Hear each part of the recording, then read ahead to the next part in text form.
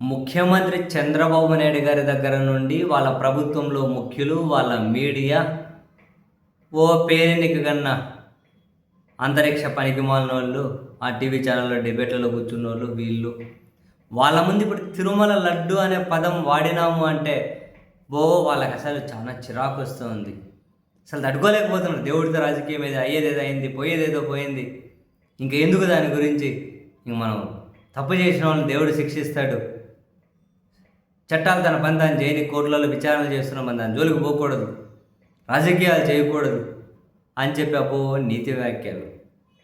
నిజంగా వీళ్ళు ఇలా నీతి వ్యాఖ్యలు బోధించేలా చెయ్యడంలో అయినా, ఈ ప్రభుత్వాన్ని వీళ్ళందరినీ పూర్తిగా డిఫెన్స్లో పడేయడంలోనైనా కర్త కర్మ క్రియ నిస్సందేహంగా వైఎస్ఆర్ కాంగ్రెస్ పార్టీ సోషల్ మీడియాని, నిస్సందేహంగా వాళ్ళే.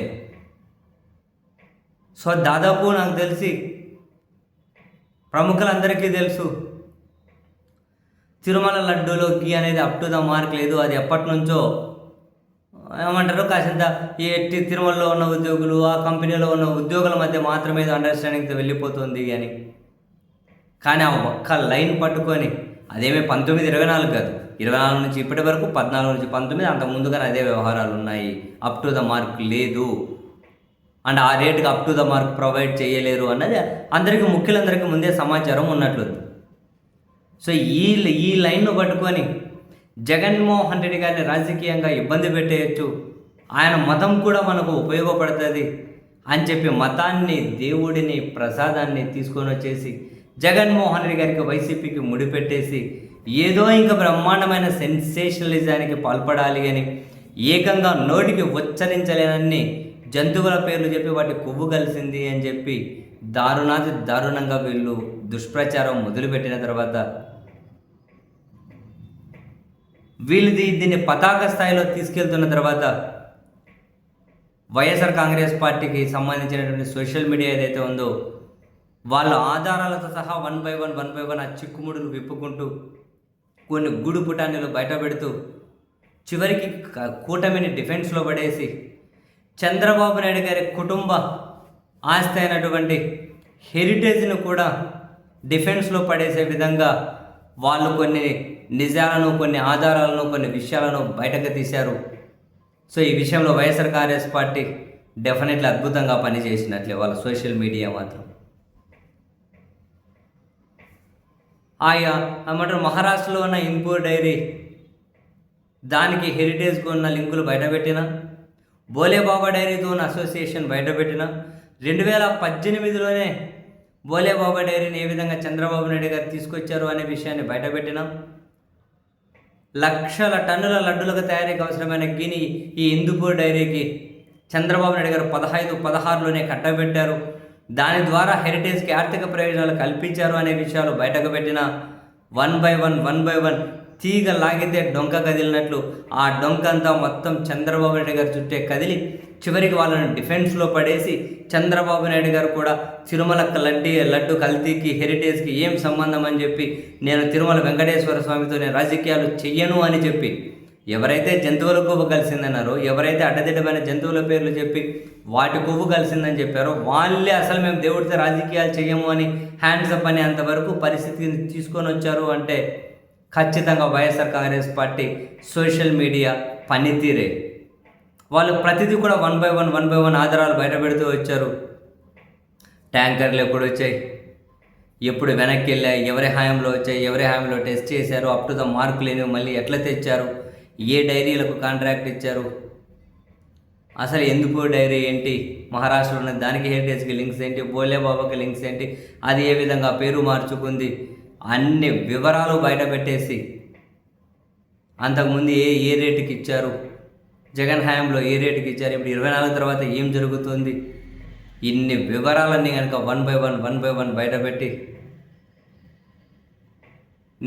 ఫైనల్గా మరోవైపు national food safety and security authorities వాళ్ళ దగ్గర నుంచి కూడా హెరిటేజ్కి ఏ విధంగా నోటీసులు వచ్చింది, పాలల్లో అసలు కొవ్వు శాతం లేదని వాళ్ళు ఫైన్ కట్టారు అన్న విషయం దగ్గర నుంచి అన్నిట్లోనూ కూడా ప్రభుత్వాన్ని, అటు చంద్రబాబు నాయుడు గారి సొంత కుటుంబ వ్యాపారమైనటువంటి హెరిటేజ్ని కూడా డిఫెన్స్లో నెట్టేసి అసలు ఆ పదాలు వింటేనే వాళ్ళు వద్దు బాబోయ్ అనేంత వరకు తీసుకొని వచ్చారంటే మాత్రం ఖచ్చితంగా వైసీపీ సోషల్ మీడియా చాలా ఎఫెక్టివ్గా ఈ అంశంలో అయితే పనిచేసింది. సరే, ఇప్పుడు ప్రభుత్వం అనేది ఏదైనా ఒక విషయం దొరక్కపోతుందా మళ్ళీ దాన్ని పట్టుకొని అండపిండ బ్రహ్మాండం చేద్దామని చెప్పి ప్రయత్నాలు అయితే చేస్తూ ఉంటారు. బహుశా వాళ్ళకు ఏం అంశం మళ్ళీ కాలికి దొరుకుతుందో లేకుంటే చేతికి దొరుకుతుందో, లేదా ఏమీ లేని దగ్గరైనా కనుక ఒక స్క్రిప్ట్ను వాళ్ళు ఏమైనా రచించి ఎగ్జిక్యూట్ చేస్తారో ఏమో రాబోయే రోజుల్లో చూడాలి. కానీ ఇప్పటికైతే ఈ అంశంలో వైసీపీ సోషల్ మీడియా వాళ్ళ పనితీరు ప్రభుత్వాన్ని పూర్తిగా చెడుగుడాడింది. ప్రభుత్వాన్ని డిఫెన్స్లో, వాళ్ళ మీడియాను పూర్తిగా డిఫెన్స్లో పడేసి చివరికి మేము ఇంకా తిరుమల లడ్డు గురించి ఆ లడ్డులో ఏం కలిసింది అని కూడా మాట్లాడమని తెలుగుదేశం పార్టీ జర్నలిస్టు మొహాలు ఓట్లు వేసుకునే వరకు పరిస్థితిని తీసుకొని వచ్చారు. అంటే వైసీపీ సోషల్ మీడియా పనితీరును మాత్రం డెఫినెట్లీ అప్రిసియేట్ చేయాలేము. ఏది ఒక విషయం అయితే ఫ్యాక్ట్లేండి, జగన్మోహన్ రెడ్డి గారికి బలమే వైసీపీ సోషల్ మీడియా.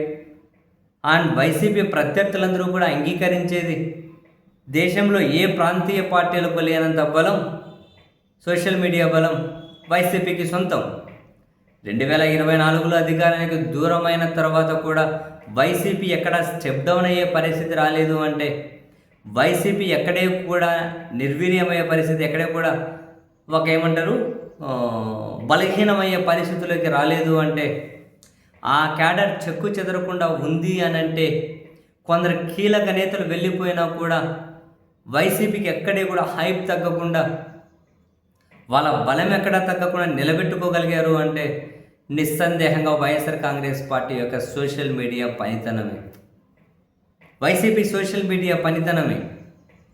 ఎన్ని కేసులు పెడుతూ ఉన్నా, ఎంతగానో హెరాస్ చేస్తూ ఉన్నా, వాళ్ళు వాళ్ళ లైన్ వరకు అయితే అన్ని ఆధారాలు బయటపెట్టి వాళ్ళ అధ్యక్షుడు వైసీపీ అధ్యక్షుడు జగన్మోహన్ రెడ్డి గారు ఎట్లయితే ఏది మాట్లాడినా ఆధారాలను పట్టుకొని మాట్లాడతారు, వీళ్ళు కూడా సోషల్ మీడియాలో అన్ని ఆధారాలను ముందు పెట్టే ప్రభుత్వాన్ని ఒక రకంగా చెడుగుడాడుతూ ఉన్నారు. ప్రభుత్వం పూర్తిగా డిఫెన్స్లో పడే విధంగా చేస్తూ ఉన్నారు.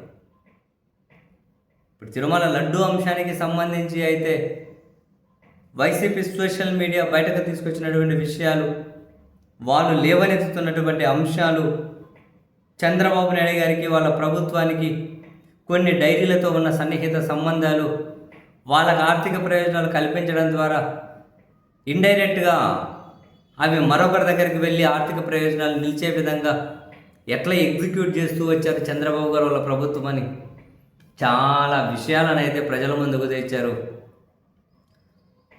ఇంత బలంగా దూకుడుగా దారుణమైన వ్యాఖ్యలు చేసిన ప్రభుత్వం మీడియా కూడా బిక్కమోహం వేసింది. అంటే that credit definitely goes to YCP social media.